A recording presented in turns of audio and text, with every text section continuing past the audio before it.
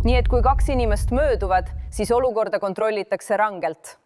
Meil on külas eerru läinud kindralleitnant Keith Kellogg, endine abiline ja Ukraina erisaadik America First Policy Institute'i kaasesimees.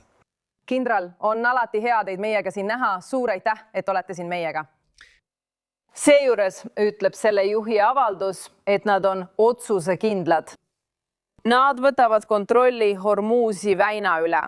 See on praegu ilmselgelt nende tugevaim relv ja nad on otsustanud sellest maksimumi võtta. Mida teie sellest arvate? Jah, aitäh. Hea on siin olla. Vaata, see mees ei tea, kellega tal tegemist on. Kui ta vaatab kaameneid, siis tal on õnne, et ta üldse elus on. Ja Kaliba parlamendijuht või Reit kantsler, nemad ei mõista president Trumpi. Ta on vaid mõne sekundi kaugusel nende majandusliku elu lõpetamisest, võttes Kargisaare või need saared väinas. Nagu nägime, suunasid nad laevad ümber, et need läbiksid väina. Nad läbivad üht kohta, mida nimetatakse Laratsi saareks. See on see väike saar kohe lõunas. Siil asub nende juhtimis- ja kontrollkeskus, mitte Kashmiris, mis on suurem. Meil pole vaja minna Teherani kesklinna. Me peame neile lihtsalt ütlema, et läbirääkimistel jätame teid ellu. See on parim, mida nad võivad oodata. Aga kui sa räägid kättemaksust, kui president ütleb, et me teeme neile tsivilisatsioonina lõpu, siis ta räägib tõsiselt. Meil on võimekus teha seda Dan Keini ja sekretär Hexoni juhtimisel. Me oleme viimase enam kui 30 päeva jooksul tõestanud, et neil pole mingit võimalust meid peatada. Seega, kui me nendesse läbirääkimistesse astume, ei räägi võrdsed omavahel sugugi. See on Ameerika Ühendriigid, kes astub sisse ja ütleb, nii see saabki olema.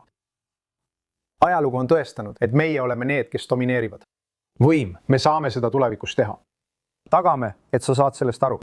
Kui tahad meiega mängida, siis 2 nädala pärast on sul õnne, kui sa režiimina ellu jääd. Me saame seda teha. Teeme edasi, mida iganes tahame. Nõuame nüüd, mida iganes tahame. See on midagi, mille puhul ma ütlesin, et pean ajaloole viitama. Kui ma pöördun tagasi roomlaste ja kartaagolaste juurde, meenub mulle, kui nad pidasid 3 puuni sõda. 3. korral ütlesid roomlased, mul on meist meestest kõrini. Nad läksid Kartaagosse. Nad vallutasid linna. Nad põletasid kõik maha ja võtsid 50 000 vangi. Me oleme praegu umbes selles etapis. Me võime selle töö lõpetada, kui tahame. President Trump. Ja nad ei saa president Trumpist aru. Nad tegelevad vale inimesega. Saad aru, mida ta võib teha? Sest ilmselgelt jäeti mõned neist inimestest meelega ellu, kui me ridades edasi liikusime. Meie armee eemaldas Khamenei juhi teise. Ajatolla 47 aasta jooksul, mil see teokraatlik juhtkond on Iraani juhtinud. Ja president ütles siin hiljuti, need inimesed, kellega me tegeleme, on paindlikumad. Nad on paremad, see juhtide grupp. Me arvame, et saame nendega koostööd teha. Kas see ei tundu olevat kooskõlas sellega, mida sa ütled? Ma ei usu, et me saame. Kui sa vaatad Kalibafi või Arakti, siis mõlemad on revolutsiooni kaardiväest. Nad tulid IRGC-st. Nad ei ole tavalised inimesed. Ma arvan, et ainus normaalne inimene, kes meil on Pezeshkian, kes on nende president. Aga ülejäänud neist on revolutsioonilised juhid. Nad on 40 aastat Ameerika Ühendriikide vastu võidelnud ja sul on seal pilt Vahidiga. Ta ongi see. Ta juhib nüüd IRGC-d, aga ta on ka vana revolutsionäär. Seega, sa tegeled inimestega, kes usuvad. Nad usuvad siiralt, et Ameerika Ühendriigid on suur saatan ja me peame mõistma, et see ei ole ärileping. See on sõda. Me lahendame seda sõda. Meie oleme võitjad ja me läheme sisse kui võitjad. See ei ole nagu rahulepingu allkirjastamine riigis. Ei, Napilt. See, mida nad meile saadavad, on see, et nad usuvad, et nad on ellu jäänud. Ja see on nende jaoks mõõdupuu. Juhtkonna ellujäämine ja IRGC ellujäämine. David Cloud, Wall Street Journali ajakirjanik Dubais ütleb, Teheran tuli välja 38-päevasest sõjast Ameerika Ühendriikide ja Iisraeliga, olles kindlustanud oma peamise eesmärgi, enda ellujäämise, ning 2 potentsiaalset strateegilist võitu, Hormuzi väina kontrolli ja uue heidutuse kehtestamise oma vastaste ulatuslike rünnakute vastu. Mida sul selle kohta öelda on? Ma arvan, et see tõlgendus on üsna vale. Ta teeb vea ja kirjutas halvasti. Ainus põhjus, miks nad veel elus on president Trump, kes on valmis nendega rääkima. Aga tema käes on kõik kaardid. Neil ei ole ühtegi kaarti. kui räägitakse ellujäämisest, siis tema võib selle hetkega lõpetada. ja kui sa vaatad sellele, et tema on need juhid, kelle nad nüüd IRGC ja revolutsiooninõukoguga kõrvaldasid, siis me pole Kameneid üldse näinud ja me ei tea, mis seisus ta on. Aga liigume edasi, kui vaja, siis teeme seda. Mul pole kahtlustki, et Duncan suudab sellega hakkama saada. Pole kahtlust, et Rexet suudab seda samuti teha. See on ainult aja küsimus. Ma ütleksin neile, kui te selle laua taha tulete, siis on teil vedanud, et olete elus. Homme ei pruugi see enam nii olla. Seega peame seda eelist ära kasutama. Ausalt öeldes, Marta, mina paneksin sinna läbirääkimiste laua taha tõelise kõva käega jobu. ja just see meil siin ongi. Vaadake ekraanilt üksikasju selle laua kohta. Need on peamised nimed Eva ja Iraani läbirääkimistel, sealhulgas asepresident Vance. Palun pange need pildid ekraanile. Seejärel on meil Steve Witkoff. Teisel pool lauda on meil Jared Kushner ja ma tahan rõhutada, et meil ei olnud sellisel tasemel arutelusid Iraani juhtkonnaga. Meil ei ole selle riigiga diplomaatilisi suhteid, eks? Nii et kõik, mida te nägite, oli vahendaja keskel, kelle kaudu nende vahel sõnumeid vahetati. See, mis sel nädalavahetusel Pakistanis juhtub, saab olema väga erinev. Teisel pool lauda on meil Muhammad Bagher Ghalibaf, parlamendi juht, ja Abbas Sarakti, kes on see inimene, kellega ameeriklased on kõige rohkem tuttavad kui välisminister. Ta on pressiesindaja. Kas meil on õige meeskond laua taga, et rääkida sellise kindlusega, nagu te soovitate, kindral? Ma lisaksin kolmanda inimese ja paneksin sinna kellegi, kes on tõsine juht, kes mõistab sõjalist jõudu ja kes läheks sinna, mitte ehitaja. Ta ei ole ehitusinsener, aga ta on minu sõber. Ma paljastan ta nüüd. Aga keegi nagu Jack Keane. Saada keegi selline koha peale ja ütle, nii hakkavad asjad tulevikus olema. Kui sa vaatad Arakti poole, siis ta kirjutas raamatu läbirääkimistest ja kui ta räägib turust, räägib ta vahetuskaubast. Ja ma hoolitseksin selle eest, et neil ei oleks võimalik läbi rääkida.